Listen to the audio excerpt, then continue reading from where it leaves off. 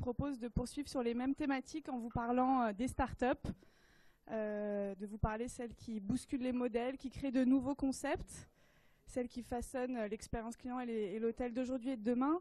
On va se focaliser sur 5 pépites françaises. Donc je vais appeler ici à me rejoindre Laurence Onfroy de Tempting Places, qui a créé un label pour les hôtels, pour les boutiques hôtels. Stéphane Chaufria de OneCheck, un éditeur d'applications web et mobile pour les personnels des établissements. Mathieu Paulet de LoungeUp, qui a créé la solution mobile dont vous parlez tout à l'heure, Laurence de Choice Hotel. Julien Laz, fondateur de Hôtel Privé, la plateforme hôtelière sans commission. Et Benoît Le Breton pour Share Booking, qui s'attache à fédérer les hôteliers pour favoriser la distribution en direct. Ah, voilà.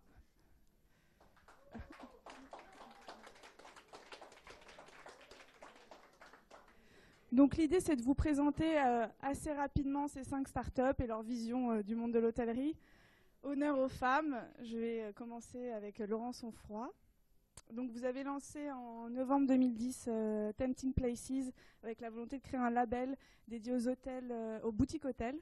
Où en est ce projet? Est-ce que vous pouvez nous résumer un peu votre activité? Merci. Donc je m'appelle Laurence Onfroy, je suis la fondatrice de Tempting Places.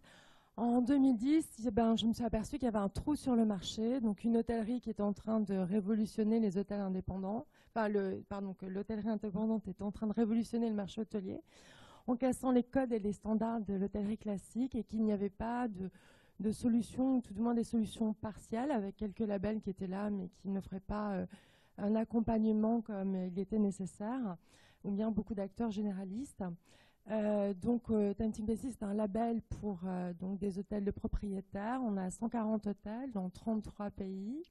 Et on a des services pour développer la commercialisation, on en a parlé beaucoup tout à l'heure, le marketing et la communication. Donc vous accompagnez les hôtels dans leur communication et dans leur stratégie marketing. Est-ce que vous pouvez un petit peu plus développer Tout à fait. Donc nous avons 4 volets de services. Le premier étant rendre le pouvoir justement aux hôteliers à la commercialisation. On en a parlé là, c'était très intéressant. Donc en fait, on a nous-mêmes un Travelers Club qui permet d'adresser une clientèle qui est adepte des boutiques hôtels au travers le monde. Donc c'est une cible qui est très homogène, contrairement aux hôtels boutiques hôtels qui eux sont tous hétérogènes. Donc c'est une cible intéressante à adresser. Une distribution sélective auprès de réseaux, d'agences de voyage et de partenaires comme des DCE à travers le monde. Mais également des outils pour développer la commercialisation comme des sales calls pour aller pénétrer des nouveaux marchés, que ce soit aux États-Unis, en Angleterre ou bientôt en Asie. Et puis des workshops qui permettent aux hôteliers de rencontrer leurs acheteurs, que ce soit en France ou à l'international, pour qu'ils établissent la préférence de leur hôtel sur la destination. Donc c'est encore une fois important d'être au contact direct sur le terrain. Donc ce sont des plans d'action commerciaux qu'on établit avec les hôtels. Et puis le volet marketing qui est en support de la vente, donc l'entrée dans des programmes de fidélité. Et puis le volet communication où on va travailler la visibilité dans les relations presse, l'RP digital, des livres qui sont en librairie pour faire des promotions hors les murs. Merci, vous avez une activité assez variée et très riche. Quelle est votre ambition en fait derrière ce label? Alors l'ambition, bien entendu, c'est toujours continuer à développer nos services. On fait beaucoup de bottom-up, donc on est très proche de nos hôteliers et on essaye de répondre à leurs besoins en développant des services comme par exemple les sales calls, qui sont des services qui nous ont été demandés par les hôtels qui voulaient aller aux États-Unis, mais également apporter des nouveaux services au travers de la technologie. Puisque c'est très important. Donc embarquer par exemple des solutions de suivi de commentaires clients pour travailler la e-réputation. Chaque hôtel est indépendant, donc seul un peu et ne sait pas trop comment approcher toutes ces technologies, mais offrir des services par exemple comme des CRM pour pouvoir cibler de manière finement cette nouvelle génération de voyageurs. Donc on parlait de data, donc c'est des solutions qui permettent d'enrichir les profils clients et tout ça donc à la disposition de l'hôtelier. Alors c'est une question que je vais poser à chacun. Quel est le prix? Est-ce que vous pouvez nous donner une fourchette de prix pour tous vos services? On a fait le choix d'avoir une affiliation qui est accessible pour des petits hôtels, puisque l'idée après, c'est que justement, ils puissent piocher dans toute la palette de services pour développer l'ensemble tout au long de l'année. Donc chez nous, en fait, une affiliation va entre 4 000 et 10 000 euros, ce qui le permet de ensuite pouvoir continuer à profiter, donc de pouvoir faire des déplacements, être sur des salons, faire des activités marketing. Et puis voilà. Des projets pour cette année, pour finir? Alors tout à fait. Donc l'Asie est une zone de croissance en ce moment dans le monde. Donc on vient d'ouvrir un bureau qui est basé à Kuala Lumpur pour développer toute la partie Asie-Pacifique. Donc apporter tous ces partenaires de commercialisation, de distribution également sur cette zone-là pour pouvoir faire venir ses clients, mieux vendre, mieux représenter les hôtels, y compris sur la partie Australie. Et de pouvoir bien évidemment continuer à développer notre portefeuille et avoir plus d'hôtels qui nous rejoignent. Merci Laurence. Vos boutiques hôtels pourraient sûrement avoir un grand besoin de la solution de OneCheck, représentée ici même par Stéphane Chaufréa. Il s'agit en fait d'une solution qui permet de digitaliser les process métiers pour un établissement, qui améliore la productivité du personnel, que ce soit pour les femmes de chambre, pour la maintenance ou encore à la réception. C'est une start-up qui a été fondée en 2012 par Pierre Lafont et on peut dire que c'est une première mondiale. Je vais laisser Stéphane Chaufriot, directeur marketing et business développement, en parler. Est-ce que vous pouvez expliquer rapidement en quoi consiste votre solution? Alors OneCheck, c'était créé par Pierre, mais aussi sa femme Virginie, qui est gouvernante générale aujourd'hui du Negresco et qui est meilleur ouvrier de France.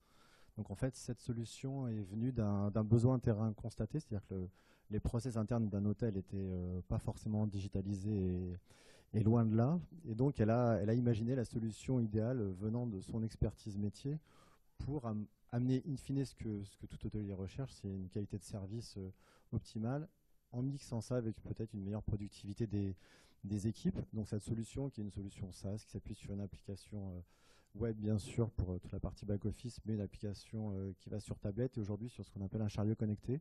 Donc on a déployé la première vingtaine de chariots dans 2 Best Western ces dernières semaines. Donc ça c'est un peu une petite innovation qui permet vraiment de lier l'ensemble de la chaîne, de la femme de chambre jusqu'à la réception, et qui permet limite de faire du prédictif aujourd'hui. Ce qu'on amène à la réception, c'est des nouveaux services, la capacité de dire à un client que sa chambre va être prête dans 12 minutes, parce qu'on est capable de le mesurer, d'intégrer du prédictif grâce à l'historique des process réels de l'hôtel. Donc on digitalise la chaîne, mais on amène aussi des éléments qui sont clés pour le client aujourd'hui. Donc la femme de chambre peut prévenir en direct l'électricien de venir réparer une ampoule, par exemple, ou de changer la poignée du minibar défectueuse. C'est bien ça?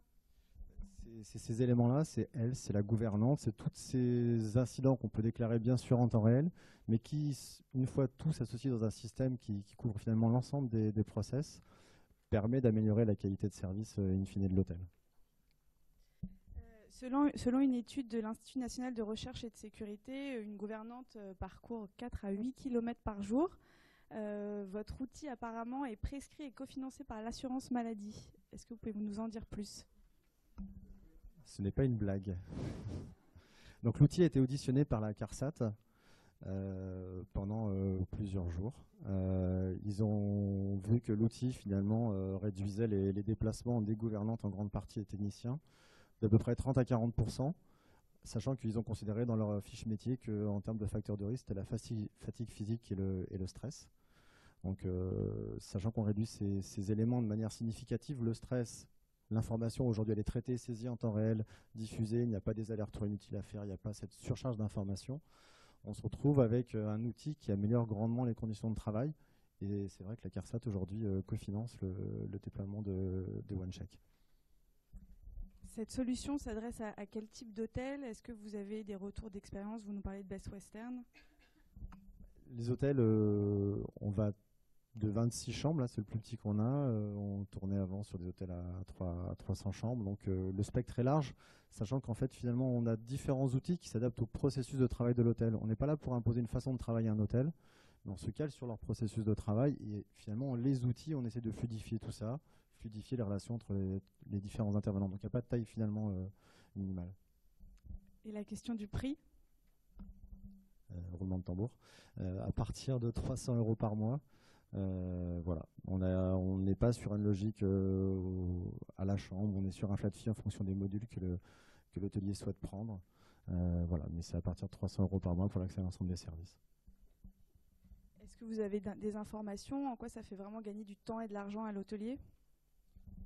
De l'argent, c'est pas évident. C'est sur ce temps gagné en termes de productivité, ces temps morts qu'on annule qui permettent de finalement réallouer de l'énergie à améliorer le séjour du client. Ça, c'est évident. La réduction des incidents, la réactivité, le fait qu'une chambre est remise à disposition plus vite que lorsqu'un client arrive, même avant l'heure théorique de check-in, et puisse être servi d'une chambre, qu'on puisse au moins l'informer qu'il sera disponible dans 15 minutes, qu'il peut prendre un café en attendant, ça a de la valeur. On parle beaucoup de trip, éviter qu'il y ait des incidents de propreté, des incidents de maintenance, qu'on puisse les résoudre. Ça, c'est critique finalement, c'est le cœur de métier de l'hôtel. Donc on joue là-dessus et c'est là qu'on amène aussi de la valeur. Quel est l'accueil de votre solution quand vous venez la présenter aux hôteliers? Est-ce qu'ils sont plutôt enthousiastes et l'adoptent facilement ou au contraire ils rechignent un peu à l'adoption des nouvelles technologies? Non, ça va assez vite parce que c'est quelque chose qui vient du terrain. On n'a pas inventé un gadget, etc. Ça vient de l'expertise d'une personne qui est gouvernante générale, qui est MOF et qui a créé un outil qui correspondait à ses équipes. Ça a tourné 2 ans dans son hôtel, c'était affiné pendant 2 ans dans l'hôtel. Aujourd'hui, on est avec un discours qui correspond à une réalité terrain. Donc lorsqu'on leur explique que même une gouvernante de 55 ans qui n'a pas son iPad et qui au bout d'une semaine, même de 2 jours, ne peut plus s'en passer, ça c'est la réalité du terrain. Finalement la diffusion elle est assez facilement explicable et ça s'impose de lui-même. Merci beaucoup. Je précise que vous venez de faire une levée de fonds de 300 000 € aussi via le site de financement participatif WeSeed. Je vous propose maintenant de passer à LoungeUp qui propose également une solution pour les hôteliers. Mathieu Paulet, je vais me déplacer. Donc Mathieu Paulet, vous avez créé LoungeUp en 2012. Vous proposez une application d'e-conciergerie à double emploi, puisque d'un côté, le client peut trouver une mine d'informations sur l'hôtel et de l'autre, l'application permet à l'hôtel de vérifier la satisfaction client, d'envoyer des pushs, de personnaliser l'offre et au final de fidéliser. Tout à l'heure, Laurence de Choice nous en parlait.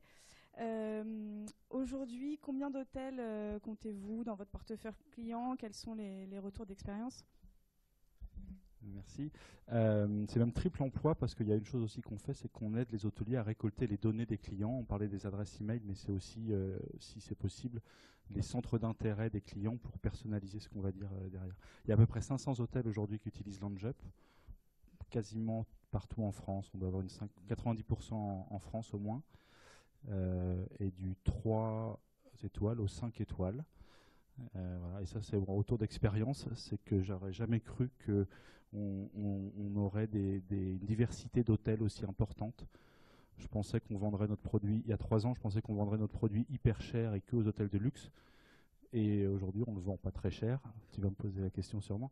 Et à toutes sortes d'établissements, des chambres d'hôtes, des chaînes hôtelières de luxe comme Lucien Barrière, où là on a fait un partenariat technologique avec une société qui s'appelle Eona, qui fait des systèmes de téléconnectés. En fait, on fait de l'expérience du client sur tous les écrans. Voilà. Je pensais qu'on ferait plein de choses comme ça, mais on fait aussi plein d'hôtels indépendants un peu plus normaux, je dirais. Et l'autre chose, c'est que le retour d'expérience, c'est que les clients utilisent beaucoup. Il y a un taux d'utilisation qui varie entre 30 et 40% des clients qui séjournent. Donc ça laisse entendre qu'on répond à un besoin client. Et donc, le prix, est-ce que c'est accessible pour un hôtelier modeste d'avoir cette solution? En tous les cas, ce n'est pas gratuit. Pour reprendre une citation de quelqu'un qui est dans la salle et qui va se reconnaître, c'est pas gratuit parce que quand c'est gratuit, c'est vous le produit. Et le cas échéant, c'est un outil qui est fait pour les hôteliers. Il n'y a pas de business model caché. Et donc, il faut un moment qu'on gagne un peu notre croûte. Et donc, on vend notre service sous la forme d'un abonnement dont le montant est variable en fonction de la taille de l'établissement. Mais c'est pour un hôtel parisien, on est sur des abonnements qui varient entre 150 et 250 € par mois. Voilà. Pour élargir un peu le débat, est-ce qu'aujourd'hui un hôtelier doit avoir une application mobile? Est-ce que les hôteliers doivent se lancer dans le m-commerce? Alors moi je pense, et c'est pas très vendeur pour notre affaire, mais avant d'avoir une application, il faut que vous ayez un site internet compatible sur le mobile. Et ça, c'est pas une appli, c'est un site web juste pour faire en sorte que les gens qui sont dans le métro ou en train d'attendre leur bus puissent potentiellement réserver une nuit dans votre établissement. Et ça, c'est pas une appli. Donc voilà, je peux vous surprendre que je tienne ce discours, mais je pense qu'avant d'aller d'investir de l'argent chez Landjup, il faut que vous assurez que vous avez un bon site internet mobile. Mais une fois que ça c'est fait, oui, c'est indispensable d'avoir une application pour plutôt faire de la relation client, donc après la réservation. Et il y a une étude que je vous recommande, qui a été faite par un cabinet américain, mais qui a interviewé 1 millier de clients qui dormaient dans des hôtels en demandant qu'est-ce que vous souhaiteriez faire avec votre smartphone. Et en fait, il y en a 80%, donc oui, c'est beaucoup, 80%, qui ont dit nous, on aimerait être capable d'accéder à tous les services, toutes les informations, toutes les recommandations de l'hôtel à travers notre smartphone. Donc il y a clairement une demande des clients qui n'est pas toujours bien exprimée, etc., mais il y a une demande qui existe. Et donc de ce point de vue-là, je pense que oui, c'est utile de répondre à la demande des clients. Merci Mathieu. Passons maintenant à Hôtel Privé. Julien Laz, vous avez fondé Hôtel Privé il y a 1 an. C'est une plateforme hôtelière qui propose des promotions aux clients. En mai 2015, votre site compte plus de 5000 hôtels, principalement des hôtels indépendants en France et à l'étranger, et 1400 offres spéciales. Est-ce que vous pourriez nous parler de votre business model? Bonjour. En fait, on essaie de construire le bon coin de l'hôtel au niveau du business model, pas au niveau de la mise en forme, de la valorisation des hôtels, mais le business model s'appelle un business model freemium. C'est-à-dire qu'on a des hôtels qui payent strictement rien, 0, pas de commission, pas de coût par clic, pas d'abonnement, rien du tout. Et s'ils veulent débloquer quelques features additionnels, la possibilité de publier une promo, d'avoir une fiche enrichie avec tout un tas de des galeries photos, des vidéos, les réseaux sociaux, tout ça, c'est 240 € par an. Voilà, c'est tout, c'est notre business model. Donc vous vous attaquez aux sacro-saintes commissions des OTA. Comment vous faites? Comment vous faites pour être rentable, gagner de l'argent? Alors premièrement, la volonté, c'est de surtout ne pas recréer un nouvel intermédiaire. On croit à la réintermédiation, en quelque sorte, c'est-à-dire faire en sorte que l'internaute puisse trouver un hôtel directement sans personne. C'est compliqué, c'est pour ça qu'on fait un site où on valorise les hôtels pour passer d'une recherche dans Google complexe à quelque chose d'un peu formaté pour que les internautes retrouvent trouvent leur bonheur. Donc la première chose, c'est qu'on ne veut pas créer un intermédiaire. Si ça se passe bien, dans quelques années, on aura un modèle qui sera totalement différent. On sera juste un outil pour permettre aux hôteliers d'accéder au marché en direct. Donc ce qu'on demande aux hôteliers, certains on leur demande rien, ils ont juste présent sous forme d'une fiche, un peu comme un annuaire. C'est leur offre, on ne la change pas. D'autres, on leur demande de baisser un peu leur prix parce qu'on ne prend pas de commission. Donc ils violent, entre guillemets, la parité tarifaire, sans la violer parce qu'on ne fait pas la réservation. La réservation se passe chez l'hôtelier, toujours. On donne les emails parce que l'email est directement envoyé à l'hôtelier. Donc on n'est pas un intermédiaire. Et donc par ce principe, en fait, l'idée c'est de vraiment faire en sorte de développer un vrai lien entre l'internaute et l'hôtelier et de avoir un cercle vertueux. Pardon, mais ça m'interpelle. Vous dites clairement que vous violez la parité tarifaire. Bon, bientôt, ça sera fini tout ça. Mais est-ce que vous avez eu des problèmes ou est-ce que des hôteliers qui étaient sur votre plateforme ont eu des problèmes juridiques? Aucun. On n'a pas reçu en 1 année un seul courrier recommandé. On n'a pas reçu un mail d'insulte. Il y a un hôtel au Maroc qui s'est désinscrit du site. On ne sait pas trop pourquoi. On l'a demandé, il n'a pas répondu. Voilà. Donc vous jouez un peu le David contre Goliath. Voilà, une start-up qui apporte une vraie rupture. On pourrait même utiliser ce terme à la mode. Vous êtes un peu disruptif. Est-ce qu'aujourd'hui, faut l'être? Est-ce que vous pensez que c'est viable au long terme de contrer les OTA comme ça? Ça peut être viable. Hein. Donc, moi, je regarde Universal Music, il y a 10 ans. C'était au moins 2 fois plus gros. Qu'est-ce qui s'est passé? Il y a eu plein de concurrence dans tous les sens. Ce n'est pas un acteur qui les a tués. Peut-être un principal, mais voilà. Donc on ne sera pas l'acteur qui va tuer Booking, loin de là, ce n'est pas notre ambition. Par contre, s'il y a plein de gens qui commencent à faire ça, à développer, à redonner de l'intelligence à l'hôtelier, parce que Booking, je suis désolé, les mots sont violents, hein, mais l'a écervelé en lui prenant sa force commerciale par moment, en vendant à sa place, et faire en sorte qu'il y ait plein d'outils comme ce qu'on propose tous, à disposition des hôteliers avec des business models qui sont clairs, donner les manettes aux hôteliers. Je pense qu'effectivement, ça va faire très mal aux acteurs historiques et il y a d'autres gens qui vont leur faire mal, les comparateurs, Google. Voilà. Et juste pour la parité tarifaire, parce qu'on en a parlé pas mal, moi je pense que ce qui peut faire le plus de mal à Booking aujourd'hui, c'est effectivement que quand des gens passent par Booking, les internautes soient conscients qu'ils aient payé 80 à l'hôtel et 20 à Booking. Donc, qu'il y ait des lois ou des systèmes qui contraignent les hôteliers à être beaucoup plus transparents sur les commissions, mais quand l'internaute paye. Pareil, quand un internaute passe chez vous, vous donnez une facture, affichez la commission que vous avez donnée à l'intermédiaire. Et à la fin, ça va sensibiliser. Et l'internaute, il n'est pas bête. Hein. Si il sait qu'il peut avoir 80 € au lieu de 100 à un hôtel, il va aller directement là où c'est le prix le plus juste en direct. Et c'est ce qu'on défend. D'accord, merci. Restons du côté des frondeurs face aux hôteliers. Passons à Share Booking avec Benoît Le Breton. Vous avez lancé Share Booking en 2014. C'est une solution qui redirige les internautes vers un hôtel quand il essaye de réserver une chambre sur un autre établissement qui affiche complet. Donc c'est vraiment pour favoriser la réservation en direct. Comment cette idée est née dans votre esprit? Merci. Eh bien, l'idée elle est venue de l'un des 3 associés fondateurs qui est dans le web depuis toujours et qui est également hôtelier, qui est propriétaire d'un hôtel. Et donc, autant vous dire que donc il a un site web, bien entendu. Autant vous dire que tous les jours, il analysait de façon très précise le trafic sur son site. Et donc, les conversions, etc. Et surtout, il se posait la question de savoir ce qu'il devait faire des clients qui, arrivant sur son site, ne trouvent pas de disponibilité. Donc, OK, il affiche plus de dispo, changer de date, pas de conversion.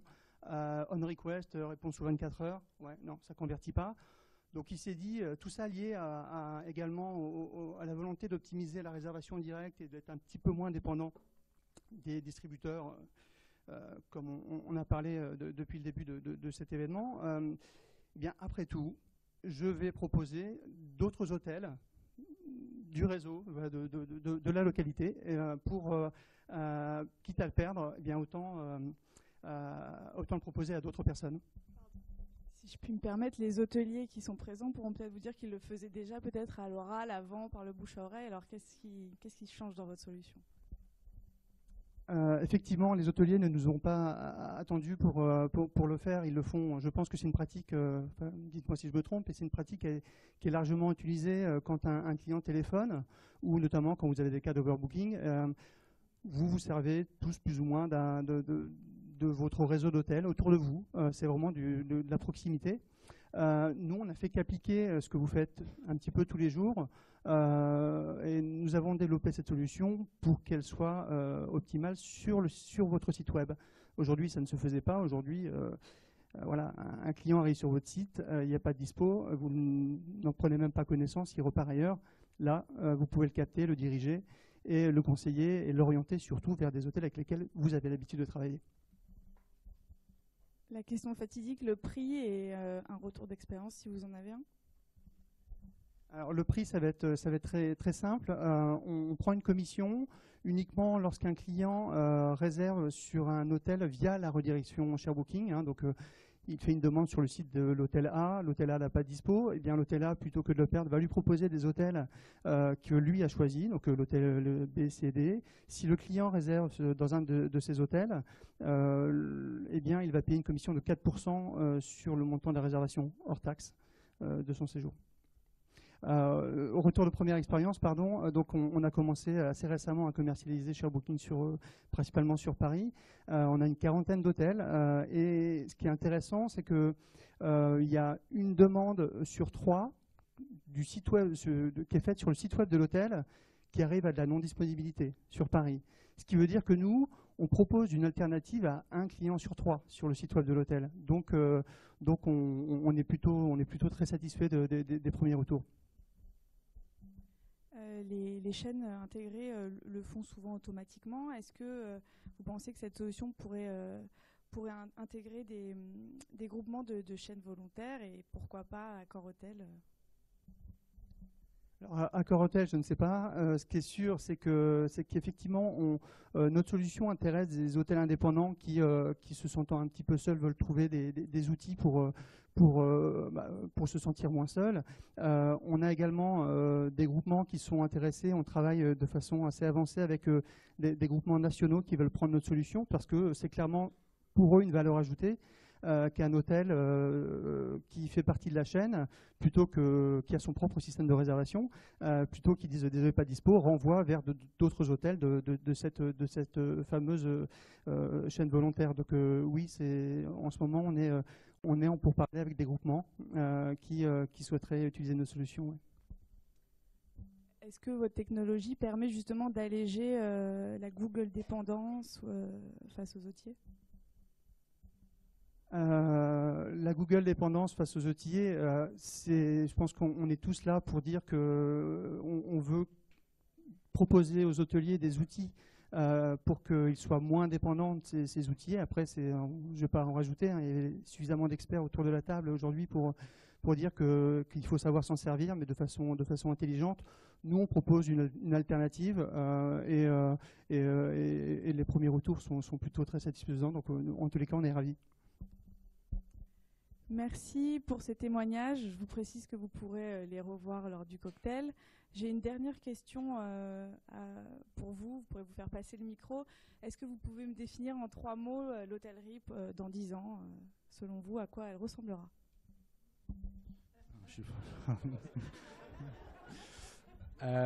Merci pour cette question. Je pense qu'en tous les cas, on va avoir de plus en plus de concepts d'hôtels très forts, très marqués. Et comme ça, on n'ira plus dans un hôtel à Paris, mais on essaiera d'aller dans cet hôtel-là spécifiquement. Je suis en discussion. On a des clients qui lancent ce genre de concept en dehors de grandes villes comme Paris. Je trouve que c'est assez intéressant. Et je pense qu'on va aller sur l'hyper-personnalisation et que les adresses et les infos de vos clients, elles ont bien plus de valeur que vous imaginez aujourd'hui. Donc faites hyper gaffe à tout ça. Voilà, soyez assez méfiants sur tous ces sujets. Merci. Moi, je vais répondre en tant que client. On regardait tout à l'heure l'hôtellerie du futur. J'ai pas envie de me faire servir un café par un robot. Donc ce que je souhaiterais, c'est qu'il y ait toujours cette notion d'accueil et qu'il y ait beaucoup d'humains dans l'hôtellerie. Donc que ce soit là maintenant, dans 5 ans, dans 10 ans, et pour qu'on puisse toujours profiter d'être en contact avec des vrais gens et non pas des machines, quoi. Voilà. Moi, je pense que dans 10 ans, les acteurs seront plus tous les mêmes et on va passer d'un marketing de la peur à un marketing de l'envie. Aujourd'hui, il n'y a qu'un acteur qu'on n'a pas cité une seule fois aujourd'hui qui le fait, qui s'appelle Airbnb. Et à mon avis, les hôteliers qui pensent qu'ils vont vendre des nuitées dans 10 ans et pas des expériences, c'est-à-dire une nuit plus un package, plus la visite dans le musée, plus le territoire, plus la gastronomie, eh ben, ils vont avoir du mal. Et je pense que c'est vraiment ça, c'est l'expérience et c'est ce que cherchent les internautes. Moi, je suis propriétaire de guides de voyage. On envoie des millions par an qui cherchent des infos dans tous les sens et c'est vraiment l'expérience qu'ils cherchent. Voilà. Bon, du coup, je continue sur la même lignée. Forcément, moi, les boutiques hôtels, ce sont que des lieux d'expérience conçus par des propriétaires passionnés qui veulent vraiment faire partager quelque chose. ce marché des boutiques hôtels, il est né en fait sur l'individuality trend, comme on dit en anglais. Donc on est dans cette personnalisation. Donc je pense que ça va d'autant plus se renforcer et que ça va continuer à être un reflet de notre société. Dans le sens où aujourd'hui, Média Détox, on a déjà des hôtels qui offrent la Média Détox depuis plusieurs années. Donc voilà, parce que c'était quelque chose qui avait été déjà ressenti depuis quelques années. Donc il va toujours y avoir un reflet de l'évolution de notre société et le marché de l'hôtellerie va suivre. Et moi j'ai beaucoup aimé aussi ce que vous aviez dit tout à l'heure, dans le sens où l'hôtellerie doit dépasser ce qu'on a chez soi. C'est vrai que c'est ce qu'on voit aussi beaucoup chez les clients aujourd'hui qui sont quelquefois désappointés d'arriver dans un hôtel et finalement ils se retrouvent dans des standards où c'est beaucoup mieux chez eux. Donc ouais, je crois qu'il faut continuer aussi à évoluer tout en tenant compte de ces besoins de personnalisation et basé sur la data. La data, on est tous d'accord. Ouais, c'est à peu près dans la même lignée aussi avec la dimension émotionnelle. Je pense qu'aujourd'hui, ce qu'on recherche, c'est vraiment une expérience, quelque chose qui donne envie de revenir ou qui nous touche personnellement. Choisir un hôtel pour moi parce qu'on me met à disposition une guitare dans ma chambre et moi, ça m'éclate. Voilà. Donc c'est basique, mais ça fait parler et ça fidélise. Donc cette dimension individuelle, personnalisée et vraiment émotionnelle, demain, avec un Oculus, on visitera notre chambre en immersif complet. Qu'est-ce que ça va changer dans la façon de commercialiser une chambre? On va commercialiser une expérience immersive. On parlait dans 10 ans, donc on n'en est peut-être pas très loin, dans 10 ans on sera peut-être là. Le challenge va encore être différent, quoi. Donc bon courage. Merci à tous. Je crois qu'il est temps maintenant de conclure. Monsieur Laurent Cuège, est-ce que vous pourrez venir? Merci. J'ai failli écraser cette enveloppe.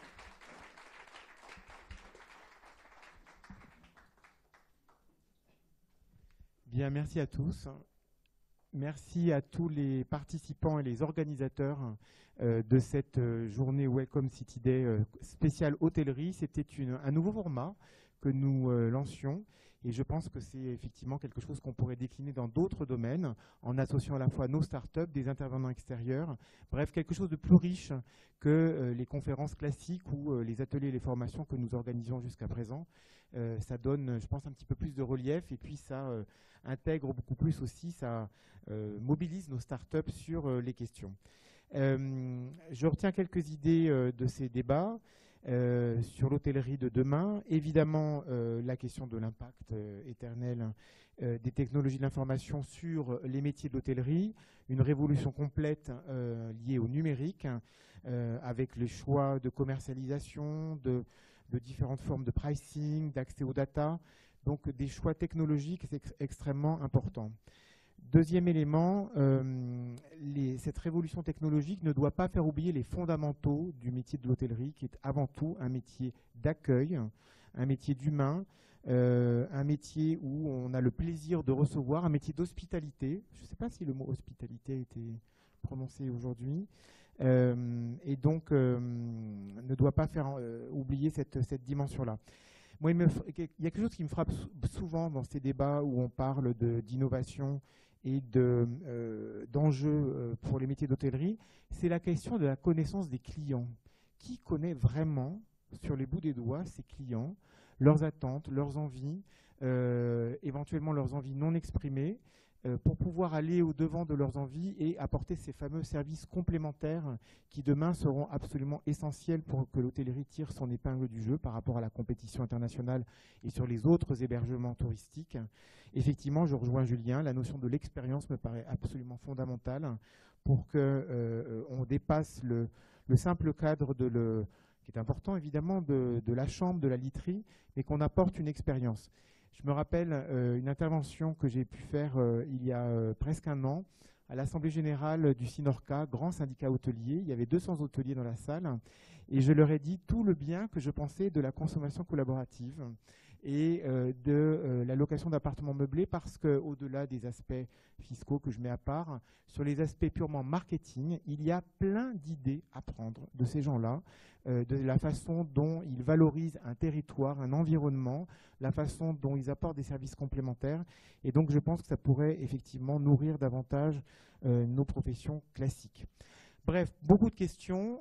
Toutes ces questions, évidemment, sont loin d'être tranchées. Et j'en reviens au Welcome City Lab. Le Welcome City Lab a vraiment pour vocation de susciter ce type de débat, ces échanges, de les faire rebondir, d'être à votre écoute parce qu'il y a peut-être des sujets auxquels vous tenez, des angles qui n'ont pas été abordés aujourd'hui. Sachez que nous sommes à votre disposition pour vous écouter et éventuellement monter des conférences ou des ateliers complémentaires sur des aspects que vous souhaiteriez voir traités. C'est notre vocation, c'est de vous servir, vous, les professionnels du tourisme, qu'ils soient classiques ou start-up. Nous sommes un lieu totalement dédié ici à la réflexion sur l'innovation. L'innovation, parfois, c'est un mot qui fait peur. C'est un mot qui est parfois uniquement associé à des choses ultra technologiques. Eh bien, savez-vous qu'ici, il n'y a qu'un tiers de start-up technologiques. Les 2 tiers des start-up que nous incubons sont basés sur de l'innovation d'usage et de service. Donc l'innovation, c'est avant tout la constatation d'un besoin non satisfait et le fait de pouvoir y répondre, de trouver un marché à partir d'un service nouveau qui n'existait pas. Et c'est vraiment la vocation de Welcome City Lab d'accompagner toutes ces formes d'innovation. Donc le débat n'est pas clos et nous sommes encore une fois à votre écoute pour le faire évoluer à la fois sur le fond et sur la forme. Merci de votre attention.